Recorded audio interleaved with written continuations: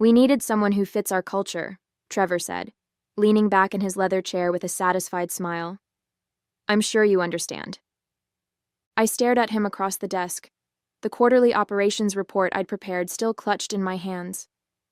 You're replacing me with Greg Wilson? He has no experience in manufacturing, no management background at all. Greg brings fresh perspectives, Trevor replied, straightening his designer tie. Northwest Timber Products is evolving. We need leadership that aligns with our new direction.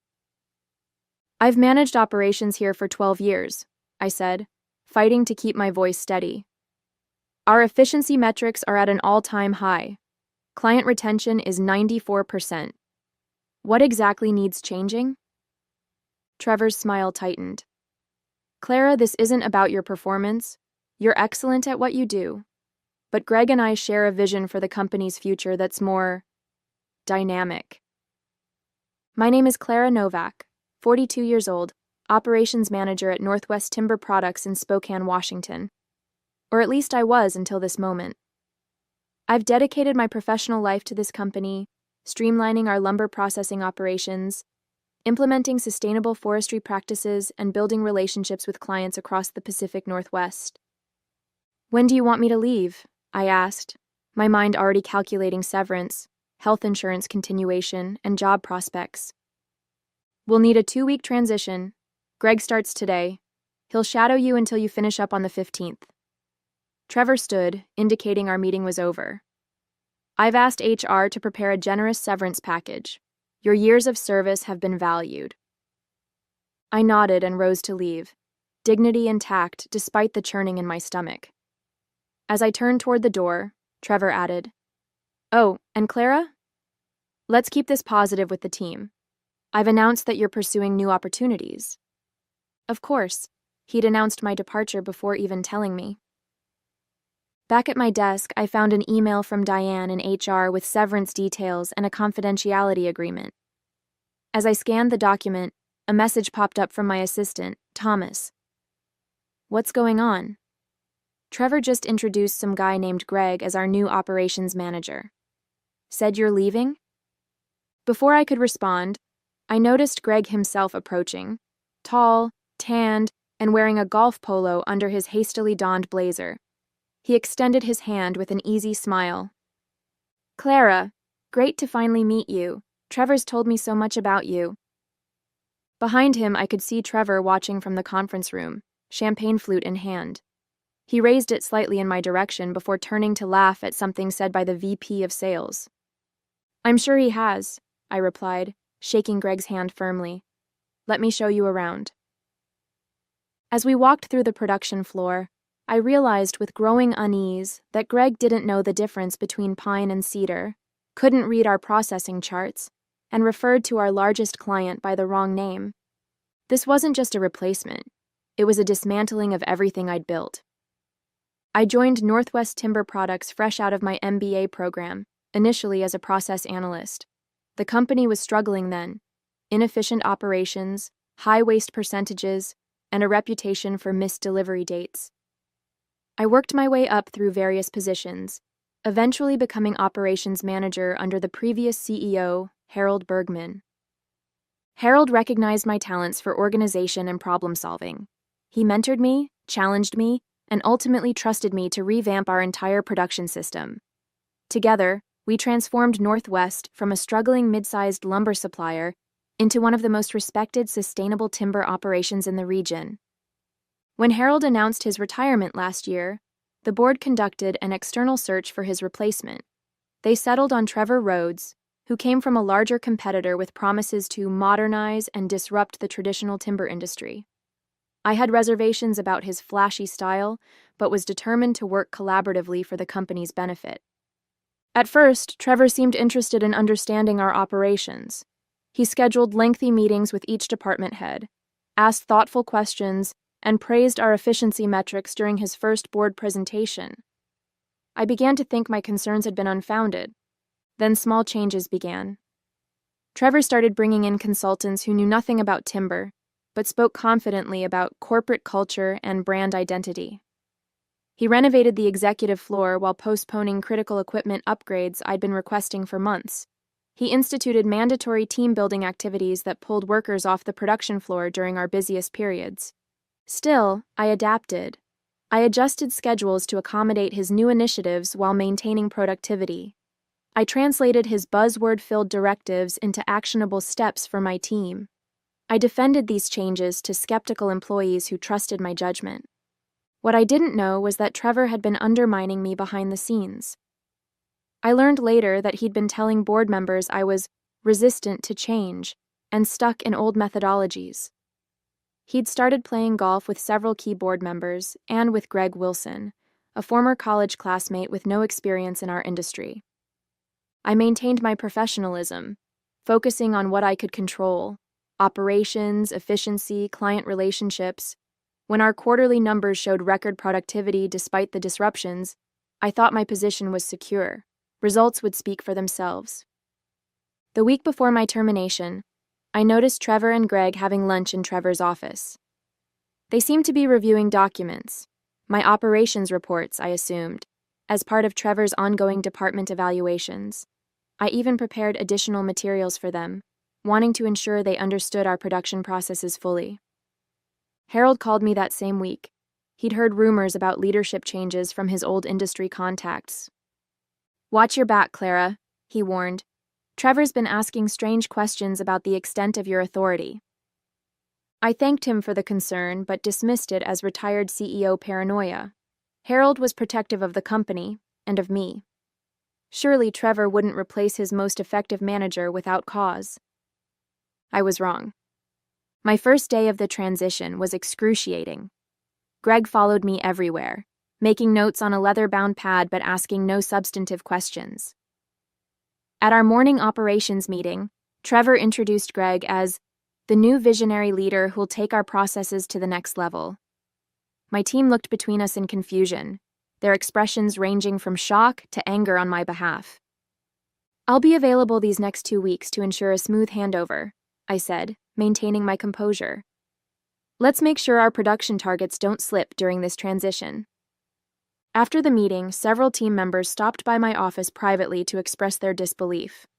Tomas, my assistant for 7 years, was particularly upset. "This is ridiculous," he fumed. "Greg asked me if lumber comes from pine trees or pine bushes.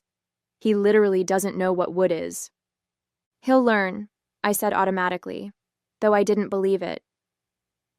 By mid-afternoon, I was reviewing our inventory management system with Greg, explaining the custom software I'd helped develop to track materials from forest to finished product. "This seems unnecessarily complicated," Greg commented, suppressing a yawn. "At my last company, we used a simple Excel spreadsheet for everything." "What company was that?" I asked, genuinely curious since Trevor had been vague about Greg's background. "Oh, I managed my family's car wash business for a while," he replied casually. "Different industry, but business is business, right?"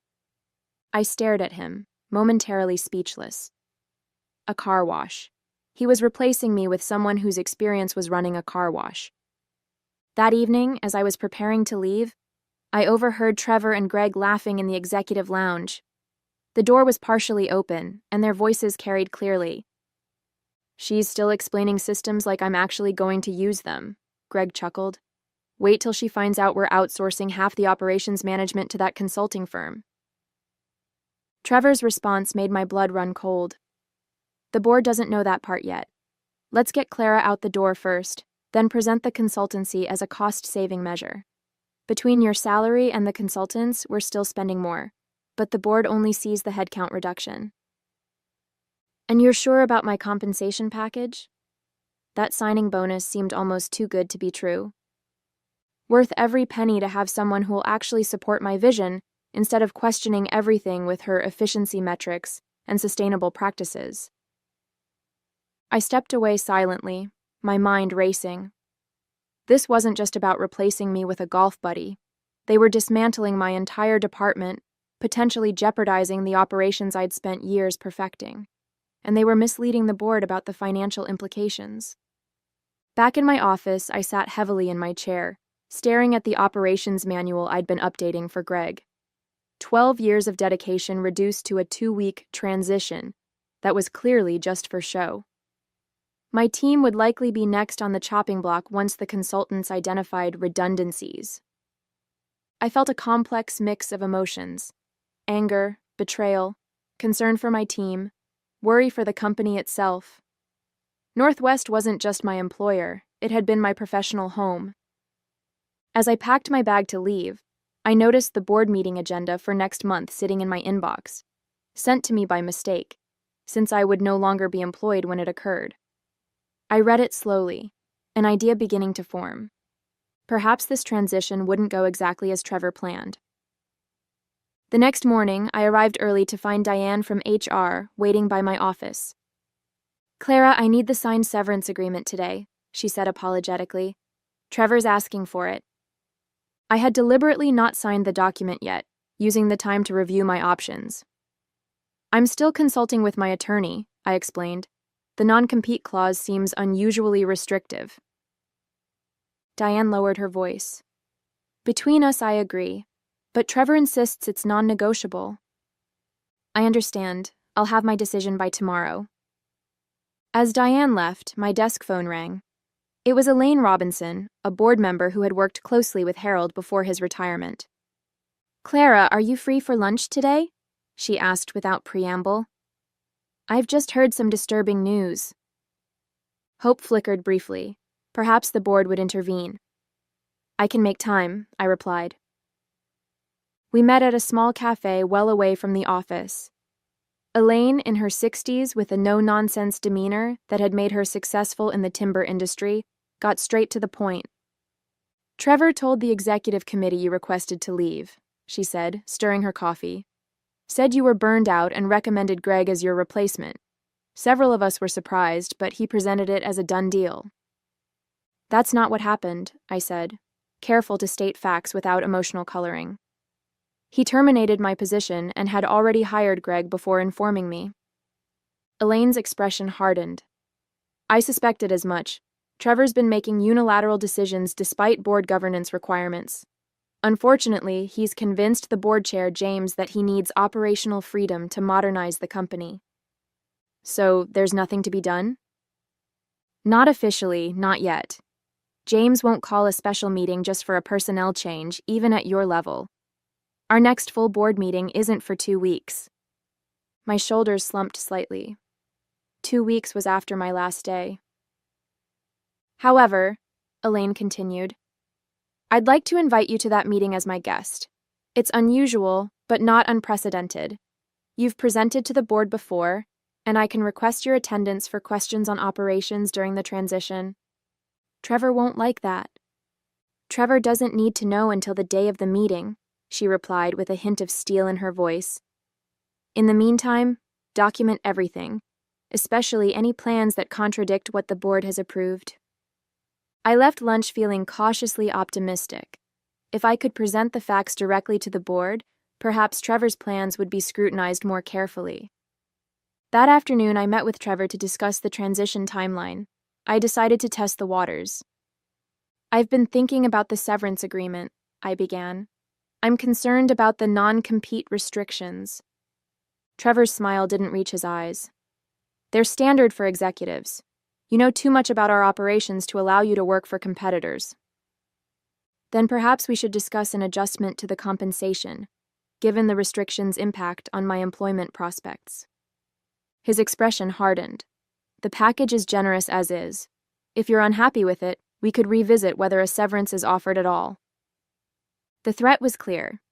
I nodded and retreated, deciding to sign the agreement while I considered my options. Later that day, I overheard Greg on a call in the conference room, door ajar. "The transition's going fine. She suspects nothing.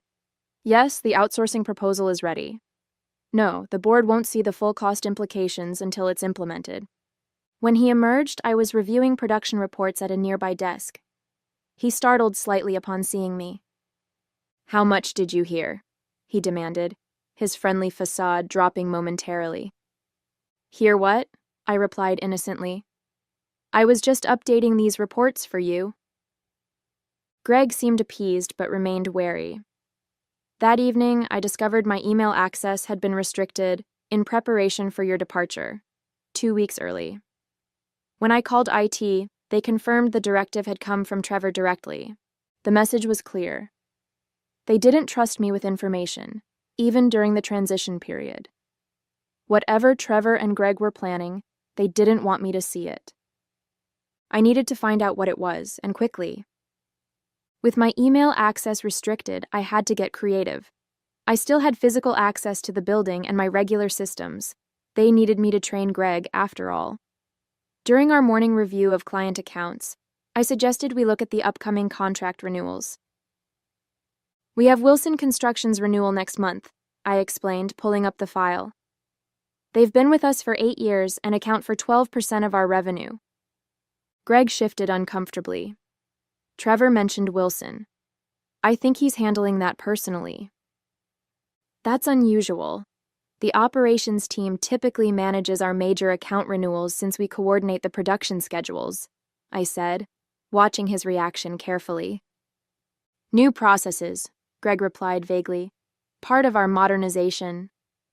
Later, I casually asked Janice from accounting about the Wilson contract while we waited for coffee in the break room. Oh, didn't you hear? She whispered. Trevor's brother-in-law just became their new purchasing director. Trevor took him golfing last weekend.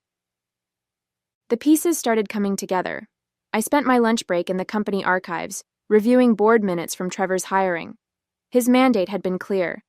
Maintain Northwest's industry-leading sustainable practices while improving profitability. Nothing about outsourcing operations or restructuring client relationships. That afternoon, I received a text from Harold. Heard Wilson Construction is getting a sweetheart deal from NW. Price point 15% below market. This true? If Trevor was slashing prices for his brother-in-law's company while cutting experienced staff, he wasn't just restructuring, he was potentially compromising the company's financial stability for personal connections. I needed proof, but with my email restricted, I couldn't access the new contract drafts. Then I remembered. Thomas still had full system access. I need to train Greg on the contract management system, I told Thomas. Can you pull up the latest Wilson draft for us? Thomas did so without question, and I quickly scanned the document while ostensibly showing Greg the system's features. The pricing was indeed significantly below our standard rates, with unusually generous payment terms. Most concerning was a clause granting Wilson Construction preferred allocation during supply shortages, something we'd never offered any client. Is this the final version? I asked Greg casually. Trevor's reviewing it one more time, he replied. He's really focused on securing this renewal. I nodded, memorizing the key details before closing the file. Just wanted to show you where to find these in the system. That evening, I called Elaine. Trevor's giving preferential terms to his brother-in-law's company, I explained. Below market pricing and supply guarantees that could impact our other clients. Can you prove it? Elaine asked. I've seen the contract draft, but I don't have a copy. We need documentation, Clara. The board won't act on hearsay. I hesitated, then made a decision. I think there's more happening. The outsourcing plan Greg mentioned might connect to this. If Trevor's redirecting resources to favored clients while cutting internal expertise, it could compromise our operations and sustainability commitments, Elaine finished. The board would definitely need to review such fundamental changes. The next morning, Trevor called me into his office. His expression was cold. It's come to my attention that you've been accessing files outside your transition duties, he said without preamble. Given your reluctance to embrace these changes, we think it's best to end your employment immediately rather than continuing the 2-week transition. I felt surprisingly calm. On what grounds? We don't need grounds with at-will employment, as you know, but if you prefer, I can cite breach of confidentiality or failure to support company directives. I see. And the severance package? Still available, provided you sign today, with the addition of a non-disparagement clause. He slid a revised agreement across the desk. Otherwise, we'll terminate for cause, and you'll receive nothing. It was a calculated move designed to silence me before the board meeting. Trevor was clearly worried about what I might have discovered. I had a decision to make: sign and take the money or reject the agreement and lose my severance, but maintain my ability to speak freely to the board. What Trevor didn't know was that I had already made my choice. "I'll need time to review the new agreement," I said, taking the document without committing. "Today, Clara. I need your decision and signature today," Trevor insisted. I nodded noncommittally and returned to my office to find Greg already there, examining my files. "Just getting familiar with everything," he said without a hint of embarrassment. "Since it seems your departure might be accelerated." "Take whatever you need," I replied, beginning to pack my personal items. "Though you might want to actually read our sustainable forestry protocols before your meeting with the environmental compliance team this afternoon." Greg looked blank. "What meeting?" "It's on the operations calendar. Quarterly review of our sustainability metrics. The team will expect you to explain any variances in our replanting schedules or carbon offset calculations." Panic flashed across his face and he quickly left, presumably to find Trevor. I took advantage of his absence to call Thomas into my office. "I need your help," I said quietly. "But it could put you in an awkward position." Tomas didn't hesitate. "What do you need?" "Access to the shared drive for 1 hour, and copies of the consultant proposal Trevor's been developing." "The outsourcing plan?" "I can do better than that. I've been backing up all unusual document requests since you told me you were leaving." Thomas pulled a flash drive from his pocket. "Trevor had me print the proposal yesterday but didn't know I saved a copy. It's all here: the outsourcing details, the new pricing structures, everything." I stared at him in surprise. He shrugged. "You trained me to maintain records of all operational changes. This seemed important." I quickly reviewed the files. The outsourcing proposal was worse than I'd imagined. It would replace our experienced operations team with overseas consultants who had no background in timber or sustainability practices. The projected savings only appeared positive because they excluded transition costs and potential compliance issues. Most alarmingly, the proposal indicated implementation would begin immediately after my departure, without waiting for board approval. I also found the complete Wilson construction contract with Trevor's brother-in-law's name clearly indicated, plus similar preferential deals for 2 other companies connected to Trevor's personal network. "Thomas, if Trevor asks, you never gave me this." "Gave you what?" he replied with a wink. "I'm just helping you pack." By afternoon, I'd copied the essential documents and returned the flash drive to Thomas. I then called Elaine. "I have what we need," I told her. "But Trevor's trying to force me out immediately with a non-disparagement clause." "Don't sign anything," she advised. "I'll talk to James. This is exactly the kind of unilateral action the board needs to know about." An hour later, Trevor stormed into my office, face flushed with anger. "What did you say to Elaine Robinson?" "That you were asking me to sign a revised severance agreement," I replied calmly. "She just called James demanding a special executive committee meeting tomorrow about your termination." I kept my expression neutral. "That's her prerogative as a board member." Trevor leaned across my desk. "Sign the agreement now, Clara. Walk away with your severance and your reputation intact. Push this further, and I'll make sure everyone in the industry knows you were terminated for cause." It was a serious threat in our specialized field. I could sign and secure my financial cushion, or risk my professional reputation by fighting. "I'll have my answer for you tomorrow morning," I said, buying time. Trevor left unsatisfied, and I spent the evening preparing a detailed presentation of everything I'd discovered: the outsourcing plan, the preferential contracts, the misrepresentations to the board. I organized the documents chronologically, highlighting where Trevor's actions contradicted his board-approved mandate. By morning, I was ready. But when I arrived at the office, security stopped me at the entrance. "I'm sorry, Ms. Novak. Your access has been revoked." Trevor had made his move. Now I needed to make mine. "Ms. Novak?" I turned to find James Werner, the board chair, approaching the security desk. "Elaine mentioned you might have trouble accessing the building." He nodded to the guard. She's with me for the executive committee meeting. The guard looked uncertain but couldn't refuse the board chair. James escorted me to the executive floor, explaining in hushed tones that Trevor had called an emergency meeting of his own, apparently to formalize my termination before the committee could intervene. Fortunately, board governance supersedes executive authority in personnel matters involving department heads, James said. Elaine was quite insistent we review the situation properly. When we entered the boardroom, Trevor's confident expression faltered visibly. Greg sat beside him, looking uncomfortable as Elaine and 2 other committee members arranged their materials. Clara, Trevor recovered quickly, this is an executive meeting. I don't think... I invited her, James interrupted. Given the serious concerns raised about operational changes, we need her expertise. What concerns? Trevor's voice was sharp. I've simply made a standard personnel change to align with our modernization strategy. Elaine gestured to me. Clara, please share what you've discovered. With calm precision, I presented the documents I'd prepared. I explained how the outsourcing plan contradicted our sustainability commitments. I highlighted the preferential contracts with Trevor's connections, displaying the pricing disparities alongside our standard terms. I showed how the consultant costs, when fully calculated, actually increased expenses rather than creating savings.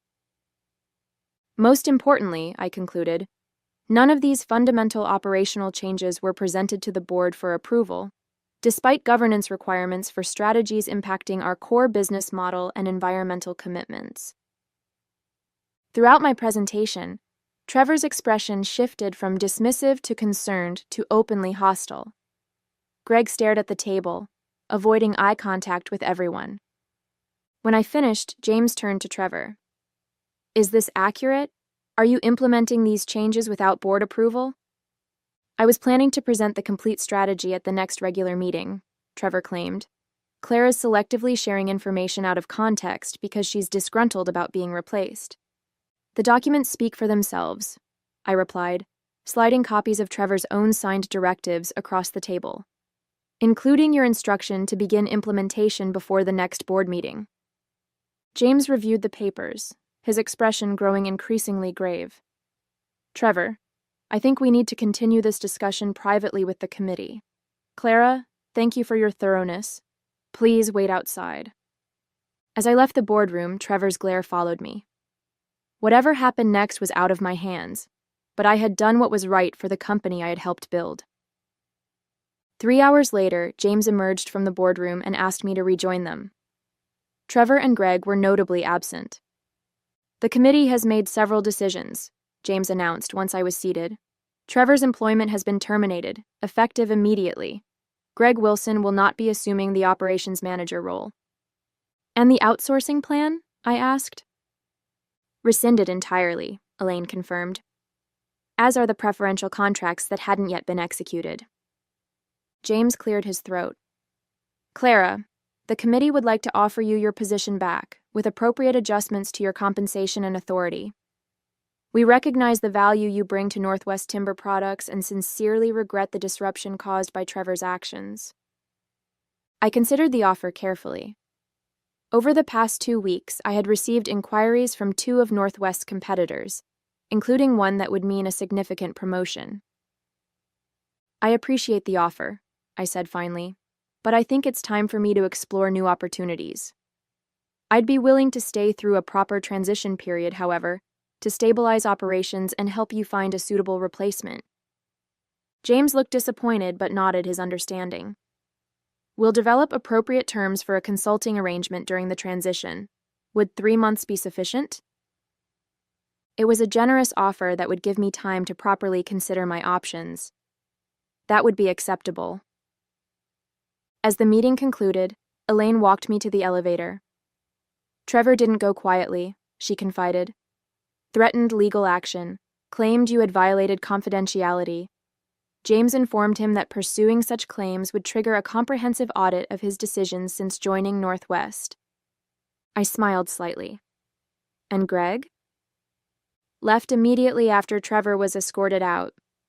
Apparently, running a car wash didn't prepare him for this level of corporate governance. 2 weeks later, I accepted a position as operations director with a sustainable building materials manufacturer, overseeing their expansion into engineered timber products. Several of my team members eventually joined me there. Northwest Timber Products continues operations with renewed commitment to the sustainable practices I helped establish. I still consult with them occasionally, proof that doing what's right can lead to unexpected new beginnings. Sometimes the most powerful statement isn't what you say when you're shown the door, but what you do after you walk through it.